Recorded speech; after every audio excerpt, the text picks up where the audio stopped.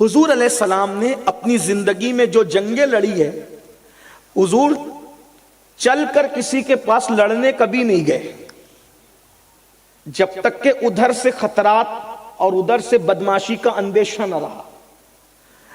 یہی لوگ بار بار چڑھ کے آتے تھے مدینہ شریف پہ لڑنے کے لیے اور زبردستی جنگ مسلط کرتے تھے۔ تو ایک دن ایسا ہوا، مکے والوں نے پلان کیا کہ پورے عرب کے ہر قبیلے اور برادری کو جمع کرو اور جمع کر کے سب ایک ساتھ مدینے پہ حملہ کر دو۔ تو مٹھی بھر مدینے کے لوگ ہیں، جب سارا عرب مل کر مدینے پہ حملہ کرے گا تو سب ختم ہو جائیں گے، مسلمان ہی مٹ جائیں گے۔ جب مسلمان مٹ جائیں گے، اللہ کے رسول شہید ہو جائیں گے تو کچھ نہیں بچے گا۔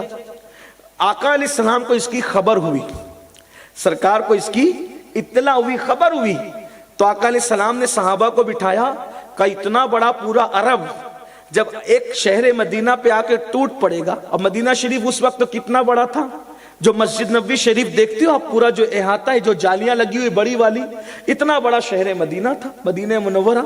اتنے بڑے شہر پر اگر پورا عرب آ کر ٹوٹ پڑے کیا ہوگا؟ تو آقا علیہ السلام نے صحابہ سے مشورہ کیا کیسے ان کا مقابلہ کرو گے؟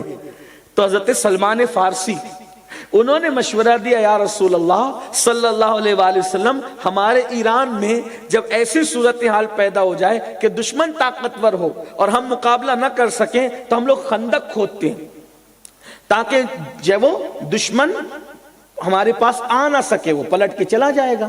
تو مشورہ دیا خندق کھودنے کا، اسی جنگ کو جنگ خندق کہتے ہیں۔ ٹھیک، اتنا تو آپ نے سنا ہوگا۔ یہ حضور کی سیرت پڑھو، اللہ کے رسول کی زندگی پڑھو، ان کی خوبصورت زندگی سے بہتر کسی کی خوبصورت زندگی ہے ہی نہیں، اور ہمیں احساس ہوگا کہ حضور نے کتنی محنت کی اس دین کے لیے۔ اللہ اکبر۔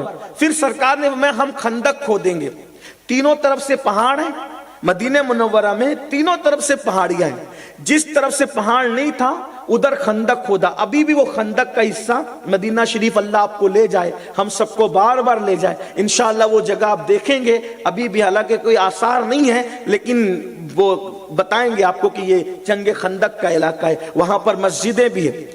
تو آپ کو یہ بھی حیرت ہوگی سن کے، آقا علیہ السلام نے سب کو موج موج کر ناپ کر جگہ دی کہ تم اتنی جگہ کھودو، تم اتنی کھودو۔ اور یہ بھی آپ کو حیرت ہوگی، حضور علیہ السلام کی کبھی عادت نہیں تھی کہ جاؤ جاؤ تم محنت کرو میں بیٹھتا ہوں، ایسا نہیں تھا۔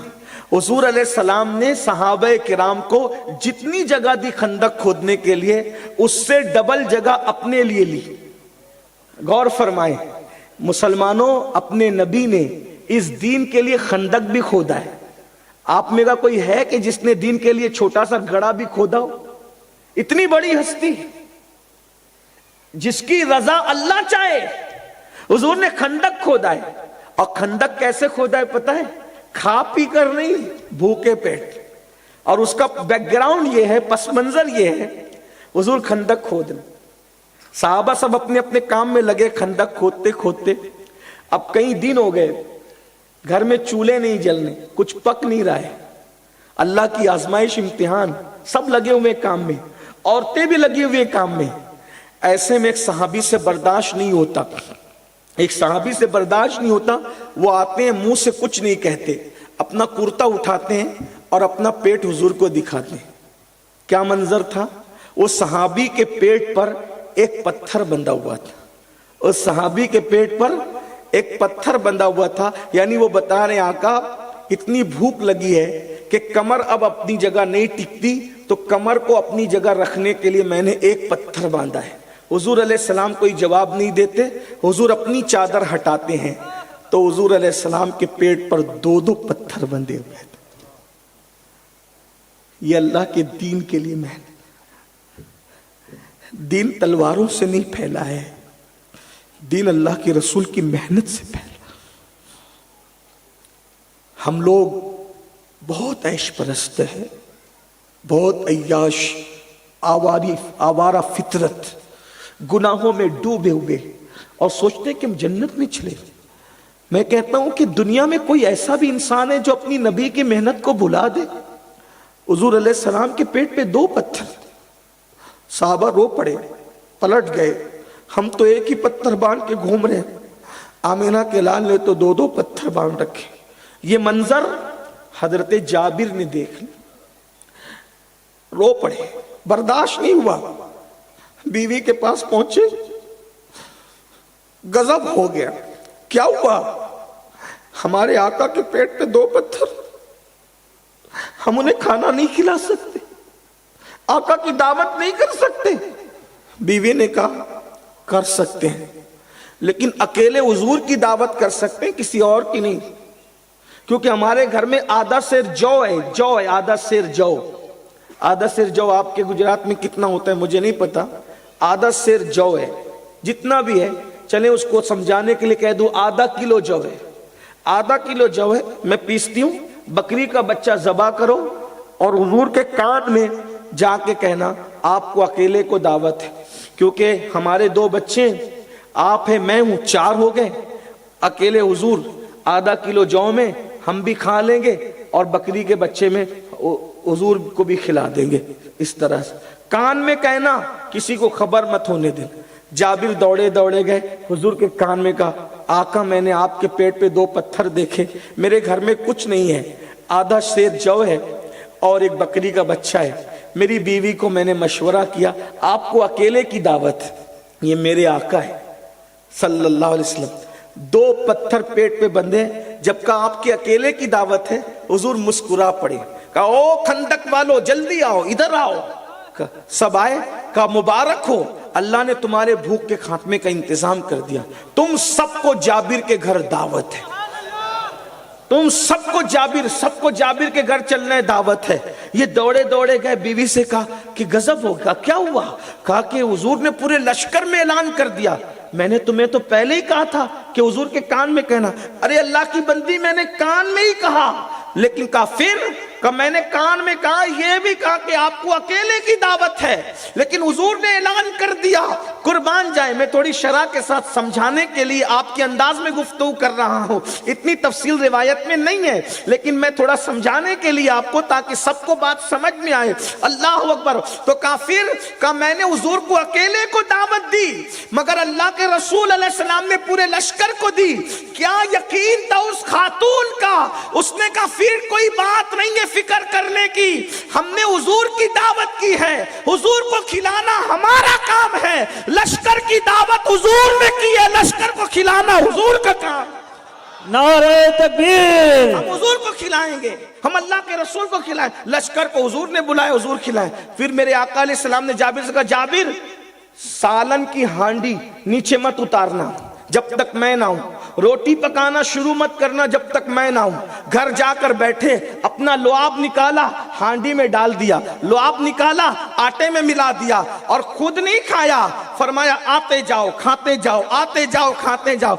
हजरत जाबिर कहते हैं पूरा लश्कर आ करके खाता गया, लेकिन खाना कम नहीं हुआ। जब सब खा चुके तो कहा जाबिर अब तू आ और हम मिल करके खाएंगे। जाबिर कहते वल्लाह मैं हांडी को देखकर हैरान था, हमने जितना पकाया था वो ज्यादा था, या अब हांडी उबल रही है ये ज्यादा है। अल्लाह के रसूल अलैहिस्सलाम की ये दावत हजरत जाबिर ने की। ये हजरत जाबिर की, वही जाबिर मेरे आका की खिदमत में बैठे हुए थे, हजरत जाबिर इब्ने अब्दुल्ला अंसार मेरे आका की खिदमत में बैठे हुए थे। आका ने कहा जाबिर मैं तुझे एक बात बताऊं, हदीस पाक का मफ़हूम। जी या रसूल अल्लाह। क्या? इमाम हुसैन नन्हे से बच्चे थे, नन्हे से बच्चे, फरमाइए मेरा हुसैन है। हुजूर ने चूमा, सीने से लगाया, गाल चूमे और कहा जाबिर ये मेरा बेटा हुसैन है। जी या रसूल अल्लाह। इसको अल्लाह जो औलाद देगा उनमें से एक बेटा होगा, उसका नाम अली होगा। क्या होगा? उसका नाम अली होगा। मैं ज़ौक़ में लोगों को कहता हूं हुसैन वो हुसैन है जिसके नीचे भी अली है, उसके ऊपर भी अली है, जिसके बाबा को भी अली कहते हैं, जिसके बेटे को भी अली कहते हैं। अल्लाह अकबर। और आका ने इमाम ज़ैनुल आबिदीन का असली नाम क्या है? बोलो क्या है? कितने साल से मुहर्रम शरीफ सुन रहे हो? पूरी जिंदगी गुजार दी। सुन्नियों के बच्चे बच्चे को पता होना चाहिए ना। इमाम ज़ैनुल आबिदीन का असल नाम है अली। इमाम ज़ैनुल आबिदीन का असली नाम क्या है? اور ان کو زین العابدین کہتے ہیں۔ زین العابدین کیوں کہتے ہیں؟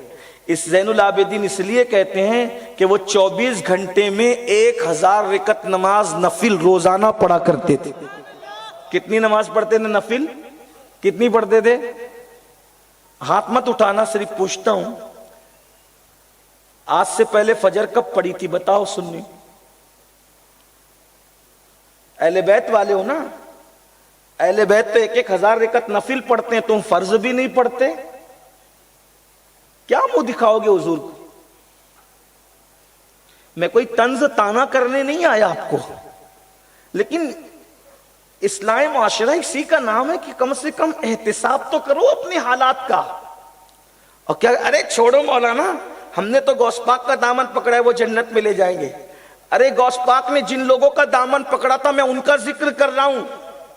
امام زین العابدین کا دامن غوث پاک نے پکڑا ہے، تم نے غوث پاک کا پکڑا، غوث پاک نے امام زین العابدین کا۔ وہ امام زین العابدین 1000 رکعت نفل نماز روزانہ پڑھتے تھے، ہم فرض بھی نہیں پڑھتے۔ رمضان شریف میں تراویح پڑھنے میں پیر دکھتے ہیں میری قوم کے، اور 1 گھنٹے تک کے کھڑے کھڑے بھنکس کرنے کے لیے پیر نہیں دکھتے۔ جس قوم کو عبادت کے لیے تکلیف ہوتی ہو اور گناہ کے لیے تکلیف نہیں ہوتی، وہ قوم عزت کے ساتھ زمین پہ کب جی سکتی ہے؟ یہ جو حالات بدلے نا، تو کسی کے آنے جانے سے حالات نہیں بدلتے، کرتوت ہمارے ایسے ہیں، ہمارے اعمال ایسے ہیں۔ قرآن کہتا ہے وَمَا أَصَابَكُم مِّن مُّصِيبَةٍ فَبِمَا كَسَبَتْ أَيْدِيكُمْ، تم پر جو بھی مصیبت آتی ہے وہ تمہارے گناہوں کی وجہ سے آتی ہے، وہ تمہارے اعمال کی وجہ سے آتی ہے۔ جس دن اپنے اعمال اچھے ہو جائیں گے، اللہ اس دن ہمیں عزت سے نوازے گا، اس دن وقار سے نوازے گا۔ مسلمانوں تم سب کرنے تیار ہو، اللہ والے بننے کے لیے تیار نہیں ہو، تم سب کی چوکھٹ پہ گڑ گڑانے کے لیے تیار ہو، اللہ کی چوکھٹ پہ گڑ گڑانے کے لیے تیار نہیں ہو۔ اور یاد رکھنا، ہمارے مسائل کا حل کسی کی چوکھٹ پر نہیں ہے، ہمارے مسائل کا حل کل بھی اللہ کی چوکھٹ پہ تھا، آج بھی اللہ کی چوکھٹ پر ہے، اور کل بھی اللہ کی چوکھٹ پہ رہے گا۔ جب تک خدا کی چوکھٹ سے وابستہ تھے، اللہ نے تمہیں عزت دیا، وقار دیا، سب کچھ دیا۔ جب سے تم نے خدا کی چوکھٹ کو چھوڑ دیا، ذلت و رسوائی کے دلدل میں آج گرائے جا رہے ہو۔ اس لیے ہوش کے ناخن لو، توبہ کرو، اللہ کی طرف پلٹو۔ اللہ کی طرف پلٹے بغیر کسی کا کام نہ بنا ہے، نہ کبھی کام بن سکتا ہے۔ یہ امام زین العابدین پاک ہے، روزانہ کتنی نماز پڑھتے ہیں؟ نفل 1000 رکعت، 1000 رکعت۔ اسی لیے ان کا لقب کیا ہے؟ بولے زین العابدین، عابدوں کی زینت۔ اور اصلی نام کیا ہے؟ علی ابن حسین ابن علی۔ ان کی پیدائش سے پہلے اللہ کے رسول نے بشارت دی تھی۔ امام حسین اس وقت 5-6 سال کے تھے، کہ میرے بیٹے حسین کے یہاں جو بیٹا ہوگا اس کا نام کیا ہوگا؟ علی ہوگا۔ آقا فرماتے ہیں وہ میرا علی ایسا ہوگا، قیامت کے دن اس کا اعلان ہوگا عرش کے نیچے سے کہ سید العابدین کہاں ہے؟ سید العابدین کہاں ہے؟ تو میرے حسین کا بیٹا کھڑا ہوگا کہ وہ سید العابدین ہوگا۔ حضور آنے سے پہلے خبر ہے۔ پھر کہا جب وہ میرا علی، میرے حسین کا بیٹا علی جوان ہوگا، پھر اس کے گھر میں کئی بچے پیدا ہوں گے، تو اس میں ایک بیٹا اس کے یہاں بھی پیدا ہوگا، اس کا نام ہوگا محمد باقر۔ ان کی پیدائش کی بھی خبر حضور نے دی۔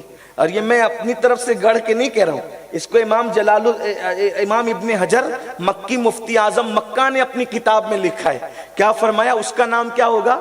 یعنی اپنے پوتے کی بھی خبر دے رہے ہیں اور پروتے کی بھی خبر دے رہے ہیں، پڑ پوتے کی بھی خبر دے رہے ہیں کہ علی کے گھر میں، علی ابن حسین زین العابدین کے گھر میں محمد باقر پیدا ہوگا۔ تو کہا جابر، اب سنو عقیدے کی بات، او جابر تیری ملاقات میرے اس بیٹے سے ہوگی، یعنی تمہارا انتقال نہیں ہوگا۔ کب تک نہیں ہوگا انتقال؟ جب تک کہ میرے حسین کے بیٹے کے بیٹے، میرے حسین کے پوتے محمد باقر سے جب تک تمہاری ملاقات نہیں ہوگی، اس وقت تک گویا کہ زندگی کی بشارت دی جا رہی ہے۔ اور فرمایا جب تمہاری ملاقات میرے بیٹے محمد باقر سے ہو تو اس کو میرا سلام کہنا کہ تمہارے نانا نے تمہیں سلام کہا ہے. کیا شان اہل البیت ہے. زمانہ جس نبی کو سلام کرتا ہے وہ نبی اہل البیت کو سلام بھیج. سیدنا امام محمد باقر کو سلام کہا جب وہ پیدا ہونے سے پہلے برسوں پہلے, اور حضرت جابر سے کہنے جابر تیری ملاقات میرے بیٹے محمد باقر سے ہوگی. اس کو محمد باقر کون؟ امام جعفر صادق کے والد, امام جعفر صادق کے والد بزرگوار امام محمد باقر. تو کہا تیری ملاقات جب باقر سے ہونا تو اس کو میرا سلام کہہ دینا. اب آئی گئی بات ہو گئی, حضرت جابر کی اتنی لمبی عمر ہوئی کہ داڑھی کے بال سفید ہو گئے, سر کے بال سفید ہو گئے, اور اس عمر میں پہنچ گئے کہ بڑھاپے کی وجہ سے آنکھوں کی بینائی بھی کمزور ہو گئی. گھر سے نکلنا چھوڑ دیا, ابھی تک ملاقات نہیں ہوئی, آنکھوں کی بینائی کمزور ہو گئی, گھر سے نکلنا چھوڑ دیا, ابھی تک ملاقات نہیں ہوئی. کربلا کے بعد بھی حیات رہے, اس کے بعد بھی حیات رہے, بڑے صدمے دیکھے, بڑے حالات دیکھے, سب کچھ دیکھا. اللہ اکبر. مدینہ شریف ہی میں رہتے تھے, اور امام محمد باقر کی پیدائش ہوئی. ان کی پیدائش کے بعد حضرت جابر کے شاگرد گھر میں آ کر تعلیم حاصل کرتے تھے, آپ سے حدیث کا درس لیتے تھے. آپ نے بڑھاپے کی وجہ سے, کمزوری کی وجہ سے آنا جانا چھوڑ دیا. پھر کیا ہوا؟ امام باقر مدینہ شریف میں پیدا ہوئے, امام زین العابدین کے گھر میں. آپ کی عمر 5-6 سال کی ہوئی تو آپ کو کوئی بندہ بیمار پڑا, تو اس بندے نے بلایا کہ حضرت میرے گھر آ جائیں, شہزادے رسول آپ میرے گھر آ جاؤ گے تو میں اچھا ہو جاؤں گا. تو امام محمد باقر اپنے بابا کے خادموں کے ساتھ اس محلے میں تشریف لے گئے. 5-6 سال کی عمر ہے, توجہ کرنا. صحابہ اہل البیت کا کتنا احترام کرتے تھے, صحابہ کتنا پیار کرتے تھے. اپنی عمر کو نہیں دیکھا, اپنے منصب کو نہیں دیکھا, اپنے مقام کو نہیں دیکھا. اللہ اکبر. امام محمد باقر پر پوتوں کی عمر کے ہیں حضرت جابر کے, لیکن 5-6 سال کے محمد باقر جب گئے تو کسی نے کہا کان میں, اے باقر, اے محمد, تو اس محلے میں تمہارے نانا کے ایک صحابی رہتے ہیں اور ان کا نام جابر ابن عبداللہ انصاری ہے, کیا تم ان سے ملو گے, ان کی زیارت کرو گے؟ تو امام محمد باقر چونکہ وہ اہل البیت تھے, میں نے کہا نا کہ صحابہ کا جتنا احترام اہل بیت نے کیا کوئی نہیں کر سکتا, اور صحابہ نے اہل بیت سے جتنا پیار کیا کوئی نہیں کر سکتا. تو امام محمد باقر نے کہا میرے نانا کے صحابی اس محلے میں رہتے ہیں, مجھے لے کر کے چلو. اور پھر آپ وہاں اپنی سواری پہ بیٹھ کے تشریف لے گئے. اب اس منظر کو علامہ عبد الرحمن جامی نے جو لکھا ہے, میں اس کو اپنے الفاظ کے جامع میں پیش کر رہا ہوں, اپنے الفاظ کے جامع میں توجہ کریں. اللہ اکبر. جب آپ کے گھر کے قریب پہنچے تو آپ کے شاگردوں نے کہا اے جابر, پتہ ہے امام حسین کے پوتے علی ابن حسین زین العابدین کے بیٹے محمد باقر آپ سے ملاقات کے لیے آ رہے ہیں. اللہ اکبر. فرمایا وہ کیوں آ رہے ملاقات کے لیے مجھ سے, اور وہ ہمارے گھر تک کیوں آ رہے ہیں؟ کہا ملاقات کے لیے. کہا تم نے مجھے پہلے کیوں نہیں بتایا, اگر پہلے بتا دیتے تو آنے کی تکلیف نہ دیتا, وہ جہاں ہے وہیں جا کر میں خود ان سے ملاقات کر لیتا. سبحان اللہ, سبحان اللہ. عمر کے کس حصے میں ہے اور محبتوں کا عالم کیا ہے. اللہ اکبر.